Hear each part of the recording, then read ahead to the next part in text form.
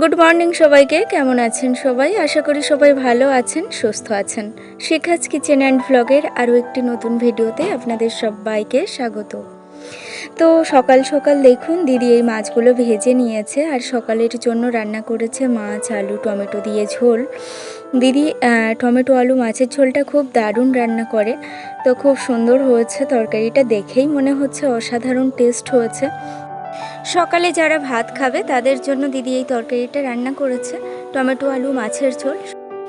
আর এই যে এই খাবারগুলো দেখছেন, দিদির ছেলেটা ননু এসে কখন থেকে বলছিল মাসিমণি এই খাবারগুলো আমাকে ভেজে দাও, আমাকে এই খাবারগুলো ভেজে দাও। তো আমি বললাম চল ভেজে দিচ্ছি।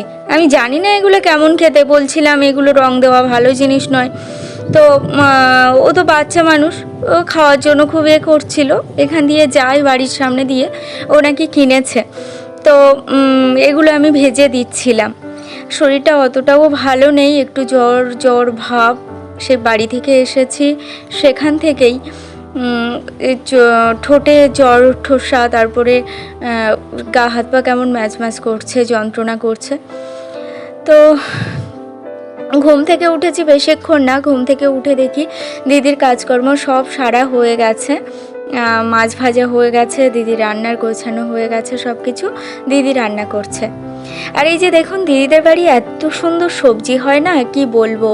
এই চিচিঙ্গে হয়েছে, এই উপরে যে চালটা আছে, এই চালে চিচিঙ্গে মানে জাল দিয়ে চাল করা, তো সেখানে চিচিঙ্গে ভর্তি হয়ে গেছিলো। আর এই যে এখনও চিচিঙ্গের ফুল আছে দেখুন, এই যে ছোট ছোট সাদা সাদা ফুল, এগুলো চিচিঙ্গের ফুল। প্রচুর চিচিঙ্গে হয়েছিল, দিদি বলছিল যে প্রচুর হয়েছিল। আর এই যে এখানে দেখছেন এগুলো উচ্ছে, এই গাছটাতেও প্রচুর উচ্ছে হয়েছিল, এখনও হচ্ছে। দিদি বলছিল যে এই গাছটাতে প্রচুর উচ্ছে হয়েছে। এখানে দিদি ভিজিয়ে দিয়েছে চাল পিঠে করার জন্য। আমাদের তো ছোট থেকেই মা নেই, তাই জন্য দিদির কাছে এলে দিদি সমস্ত রকম কোয়ারিশ পূরণ করে। কখনো বলি না দিদি এটা খাবো ওটা খাবো, দিদিই করে নিজে থেকে। তো তার জন্য ওখানে চাল ভিজিয়েছে, আর এখানে কেটে নিয়েছে আলু, ওল মাছের ঝোল হবে, আর হবে বরবটি আলু ভাজা চুনো মাছ দিয়ে। তো এই আজকের মেনু দুপুরের।